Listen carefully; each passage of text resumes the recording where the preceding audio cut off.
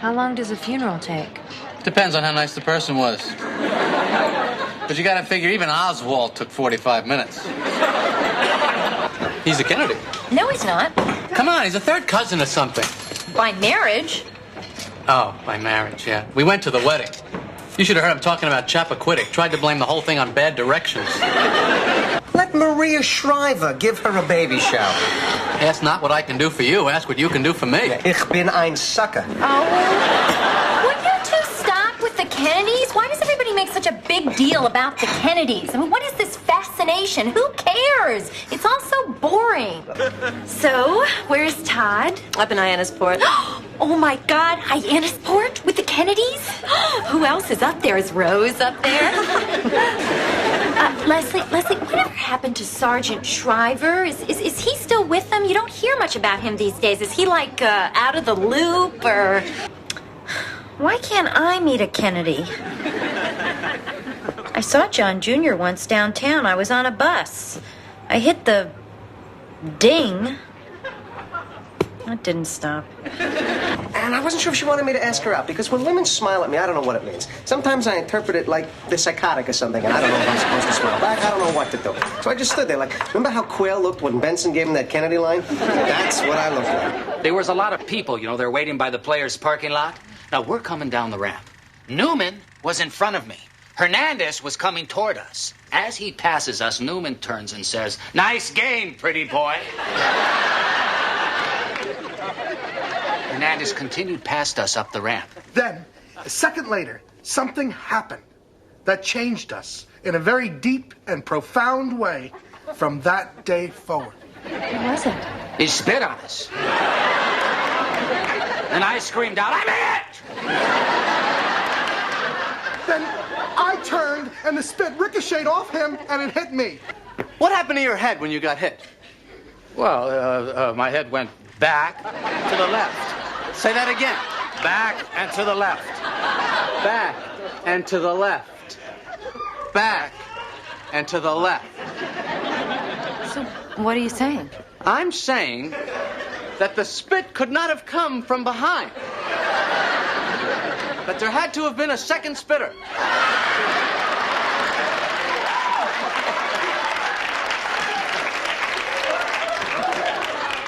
Behind the bushes on the gravelly road. If the spitter was behind you as you claim, that would have caused your head to pitch forward. So the spit could have only come from the front and to the right. But that's not what they would have you believe. Well, look, the way I remember it, I was walking up the ramp. I was upset about the game. That's when you called me pretty boy. Okay, that ticked me off. I was starting to turn around to say something. And as I turned around, I saw Roger McDowell behind the bushes over by that gravelly road. Anyway, he was talking to someone, and they were pointing at you. I tried to scream out, but it was too late. It was already on its way. Told you. Wow, it was McDowell. Lang, I'm telling you, they're with the organization. They're all part of it. He's in there with Helms and Hunt and Liddy, that whole crowd. George and Jerry, they probably know who killed Kennedy. That they were even in on it. Well, you're gonna thank me for getting you in here. Why's that? See the guy with the dark hair and the red shorts? Oh, my God. John F. Kennedy Jr.'s here. He's gonna be in your class today. In my class? John Kennedy's gonna be in my class. I can get you a spot right behind him. He has got a great butt. Yeah, butt, great butt. John's butt. John F. Kennedy Jr. What?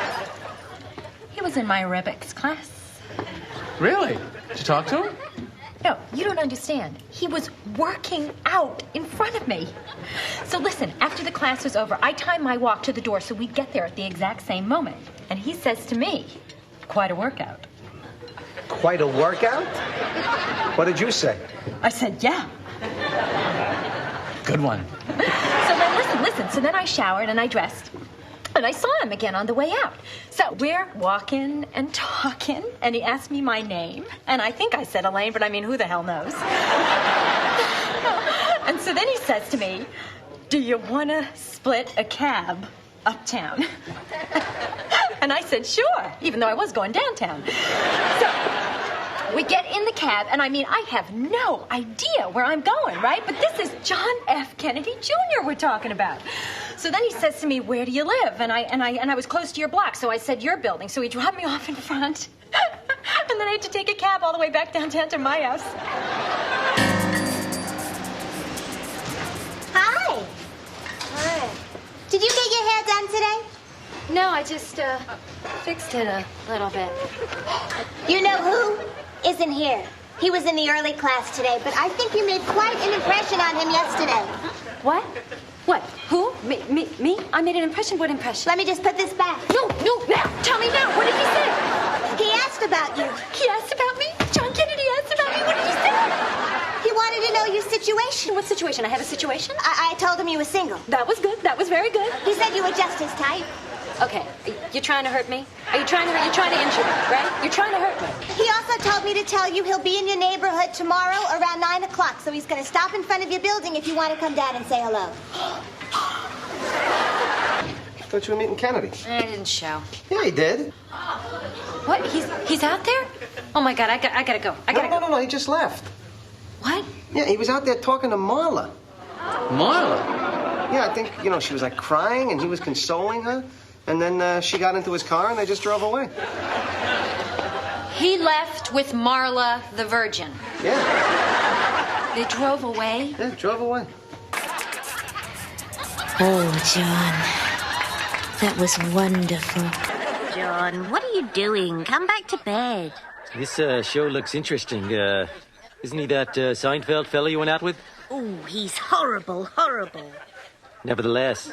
Doubleday is looking for somebody to replace Jackie Onassis. Oh, she worked at Doubleday. Yeah, she was an editor. All right, just like you. Of course, Jackie O was a great lady.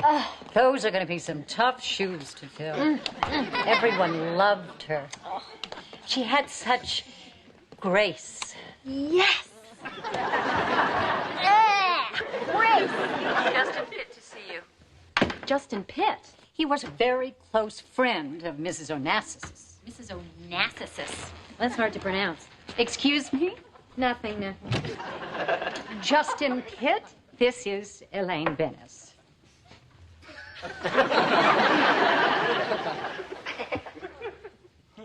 Charmed. I was a great admirer of Mrs. Onassis. The resemblance is uncanny. Even the brown eyes. Well, when do you have to get the racket back to Mr. Pitt? Oh, he's got a big match tomorrow with Ethel Kennedy. He needs a $300 brew line to beat Ethel Kennedy? All right, Elaine. But this is beyond news. This is like Pearl Harbor or the Kennedy assassination. It's like not even news, it's total shock. I talked about how my uncle worked in the book depository building with Lee Harvey Oswald. Not ringing a bell. When my uncle said to him, the president's been shot, Oswald winked at him and said, I'm going to go catch a movie. Hi, Mr. Peterman. You know what a huge fan I am of John F. Kennedy. I do. It was the Peace Corps that gave me my start in this business. Clothing the naked natives of Bantu Besh. The pygmy pullover.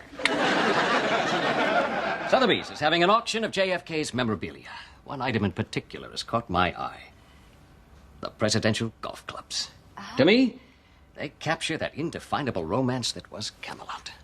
Whatever. Box number 745, we have a full set of golf clubs that were owned by President John F. Kennedy, as seen in the famous photograph of the president chipping at Burning Tree on the morning of the Bay of Pigs invasion. The set is in perfect condition, and we will start the bidding at $4,000. $4,000, do I have $4,000? I have $4,000. Do I have $5,000? $5,000, I have $5,000. Do I have $6,000? $6,000 for this set of beautiful clubs. I have $6,000. Can I have $6,500? $6,500 to the dark-haired person on the right. We are at $6,500. Do I hear $6,600? The president's own golf clubs. Leisure Life at Camelot. Elaine, you found the clubs. That's wonderful news. Where are they? Yep. Let me get him for you, Mr. Peterman. Oh, I'll be inaugurating him this weekend with none other than Ethel Kennedy. A woman whose triumph in the face of tragedy is exceeded only by her proclivity to procreate.